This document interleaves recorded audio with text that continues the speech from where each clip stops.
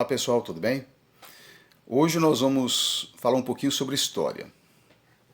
Vamos falar um pouquinho só da vida dos escravos, mas coisa muito pouca.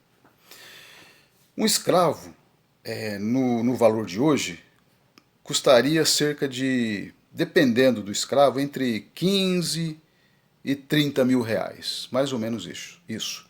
Porque escravo, na verdade, na época era uma mercadoria boa, mais cara, uma mercadoria mais assim, mais barata.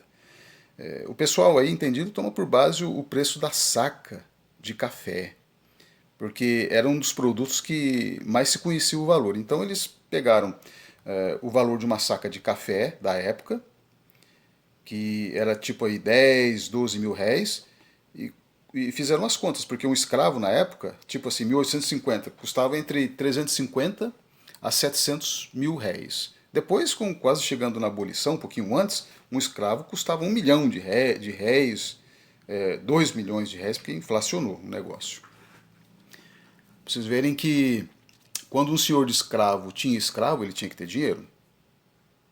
Já pensou aquelas fazendas imensas com 100, 200 escravos? O camarada era cheio da nota mesmo.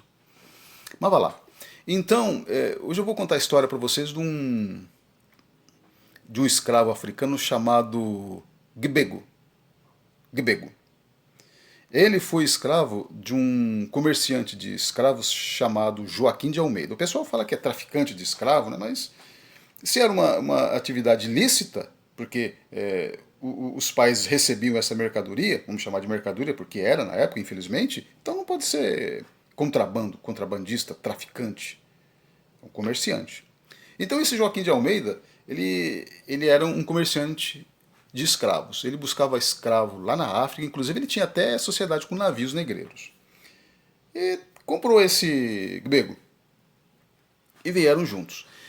E esse escravo, ele ganhou a confiança do Joaquim de Almeida. E passou também a fazer viagens com o Joaquim de Almeida. Até que Joaquim, ele resolveu ficar lá na África. Não sei por qual motivo. Talvez por ele ser comerciante, talvez fosse mais fácil, né? Logisticamente, quem sabe. E Bego ele voltou para o Brasil e não se sabe como, a história não conta, ele conseguiu sua carta de alforria. Talvez o próprio Joaquim deu, enfim. Ou ele juntou dinheiro, nós não sabemos. O fato é que ele depois se tornou cristão e se batizou. E como todo cristão, ele recebeu o nome cristão.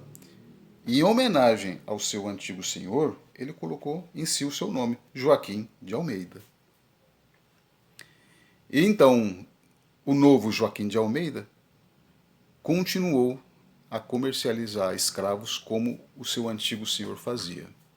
Então, um ex-escravo comercializava escravos, trazia aqui para o Brasil. Bem interessante essa história. Essa história eu tirei aqui do... Dá licença. Não posso deixar de citar. É um livro muito bom, muito bacana, não é propaganda, mas eu recomendo a todos vocês a lerem esse livro. É muito instrutivo. Deixa eu guardar aqui.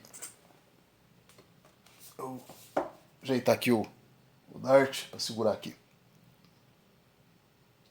Mas ele foi uma exceção, né? Como que era a vida realmente de um escravo? Ele levantava cedo, ganhava uma dosinha de pinga, uma papinha ali, pau na obra. Chegava na hora do almoço, uma papa lá de farinha com alguma coisa lá e pau na obra. E em época de safra era tipo 20, 21, 22 horas por dia trabalhando. Depois voltava para a senzala. Domingo era o dia mais ou menos da folga dele, né? E naquele dia lá ele podia descansar se ele quisesse, né? Fazer alguma festinha, plantar alguma coisa para ele e que ele quisesse também, né? Para comer, porque a comida ele não podia comer além daquilo que o seu senhor dava. Era uma vida difícil, fora as surras que ele levava, que eram verdadeiras atrocidades contra um ser humano. Só que tinha alguns escravos mais privilegiados. Tinha aqueles escravos que trabalhavam na casa grande, né, para servir os seus senhores, eram mais bem tratados. Tinha aqueles escravos que eram damas de companhia, escravas, né, damas de companhia, que eram melhor trajadas, né, porque aí as senhorinhas não iam carregar um escravo junto de si maltrapilho, né, então ela ajeitava a escrava ali, ou o escravo, né, acompanhando o seu senhor, enfim. Tinha também aquele chamado escravo de ganho. O que era isso? Era um escravo que também ganhava a confiança do seu senhor, e o seu senhor falava, ó, vai para a cidade ganhar dinheiro. Vai lá ajudar, carregar mala, enfim, o que você quiser fazer lá. Você tem que me trazer tanto no final do dia. O que passar é seu. E aí esse escravo ia para a cidade, trabalhava, ficava lá, e depois no final do dia voltava. Aí você pode perguntar, mas por que esse escravo não dava no pé? Estava longe do seu senhor, longe da fazenda, lá na cidade, era só vazar. Acontece, pessoal, que ó, a cor da pele. Ele não tinha para onde ir, basicamente isso. Tira os quilombos de fora. Ele não tinha para onde ir. Porque a cor da pele o denunciaria. Se ele chega num lugar estranho, quem que é você? Ah, eu sou fulano. Você é escravo? Não. Então dá aí o seu documento, sua carta de alforria. É, não tenho. Ah, então vai pra cadeia. Você é escravo? Sou. De quem? A do fulano. Ah, mas a fazenda do fulano tá a quilômetros daqui, ó. O que você está fazendo aqui? Cadeia. Então era difícil, era muito difícil.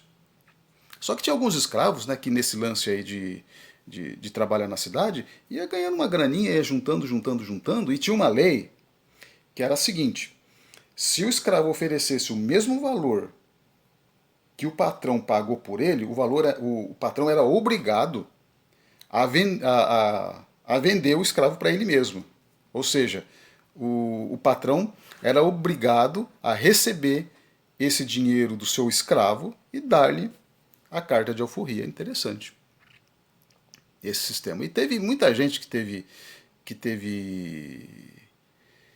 teve escravos. Por exemplo, Bárbara, acho que era Bárbara Pinheiro, se não me engano, teve escravos, uma mulher escrava, Chica da Silva, etc. E teve uma outra, Juliana também, eu não me lembro o sobrenome dela, também era negra que conseguiu a sua alforria e depois comprou escravos, etc. Enfim.